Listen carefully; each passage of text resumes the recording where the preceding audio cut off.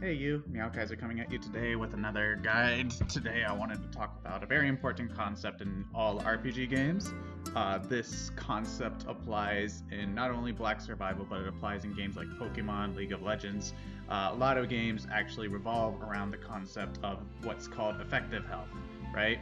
And so a lot of people are a little bit deceived by max HP. A lot of people, for example, if you take a look at the character 11, let's go over there real quick. I probably should have started there, but no big deal. So if we take a look at the character 11, for instance, right, a lot of people overvalue her mukbang skill because it increases her max HP by 2. It doesn't actually increase her current HP, right? And so they're like, oh, this is the most powerful ability on this character, is the fact that at the end of the game she can have like 350 HP. And I'm sitting here as like, that doesn't matter, at least not as much as you think it would. It helps a little bit, it helps with the inventory management, but it doesn't actually make her stronger. The only skill that she has that actually makes her actively stronger is donation. And when this cooldown got reduced from 50 seconds to 40 seconds, she was just downright busted. She was seen in just about every game, and she's still top tier despite having really awful stats. Like, that's how strong this ability is, and how much, like, reducing it by 10 seconds really buffed her character. So, let's go back to where I was. That's not combat. So, effective HP is basically, when you take a look at the damage formula, right, is how much attack damage you can take before you die, right? And so attack damage is normal damage plus skill damage, right? And we'll actually separate your effective health by skill damage health and normal damage health. This is an important concept. So let's say we have 300 HP just because that's an easy number to work with, right? Regardless of anything, we always have 300 skill damage health. What does that mean? That means that we can take 300 skill damage before we die. That's a pretty simple concept. Now, normal damage health, well, that gets a little bit complicated. If we had 0 armor, then yes, we would have 300 normal damage health. But we have armor in the game.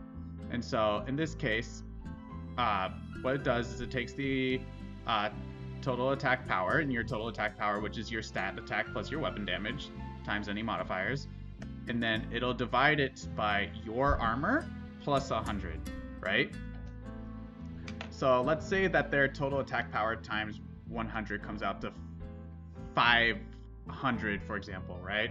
So if we had 0 armor against that, we will take 5 damage, right? Actually, I probably should have... we'll say the total attack power is times 100 is 5,000 just for sake of argument. So if we had 0 armor, we would take 50 damage, right? This is an easier number to work with. But if we had 100 armor when we take it, right? So instead of taking 50 damage, we would take 25, right? And we effectively doubled our effective health. So instead of 300 health, you know, we actually have 600 health because we have all incoming damage that we take. Now let's say we have 200 armor, right? This goes down even further, so 5,000 divided by 300, math.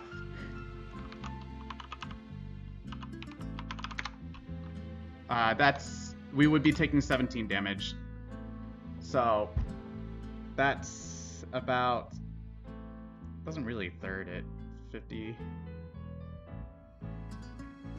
Well, the point is that we have a lot more HP that way. So instead of 600, we have about, I want to say 700 to 800.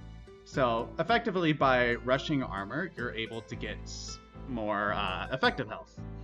And so your effective health is more than just your max HP. It's the amount of healing you have too, right? Because that's also your effective HP as long as you don't die before you eat it all.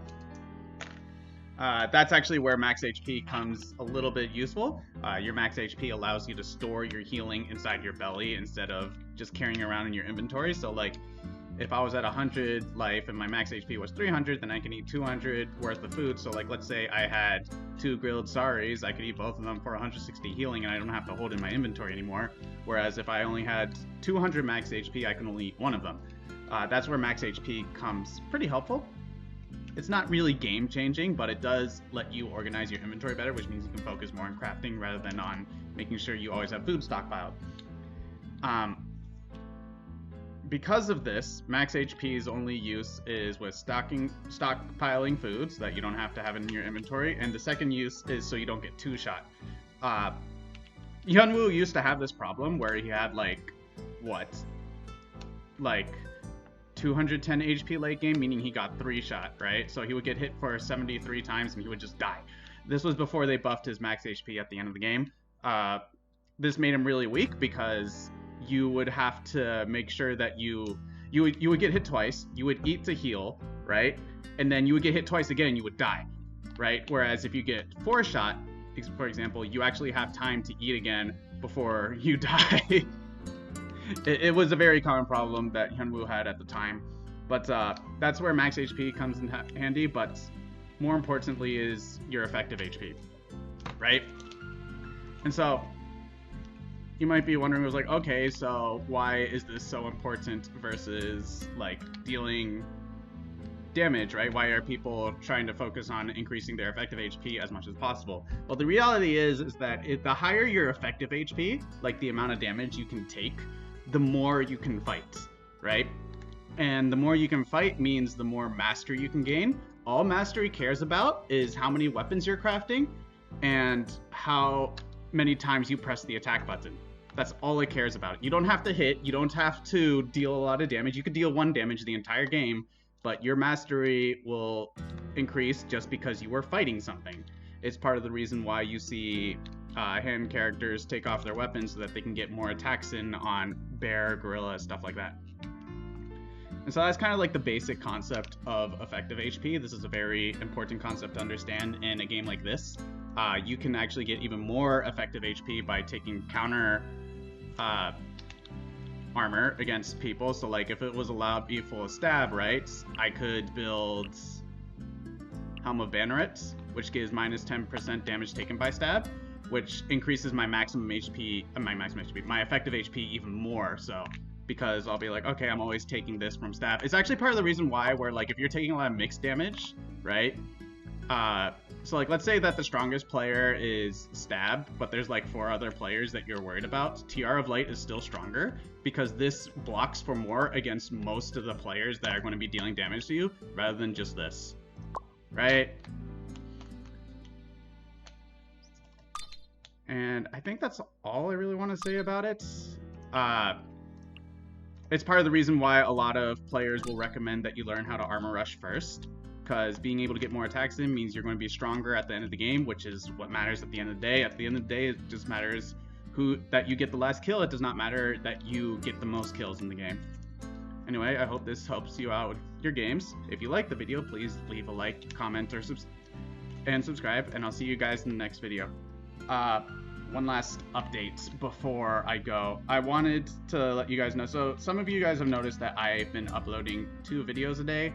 That was because I had a huge backlog. We actually are all caught up now. I have 3 videos queued up from today, actually.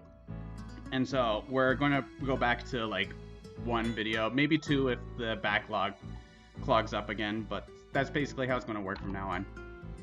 Anyway, see you next time. Peace.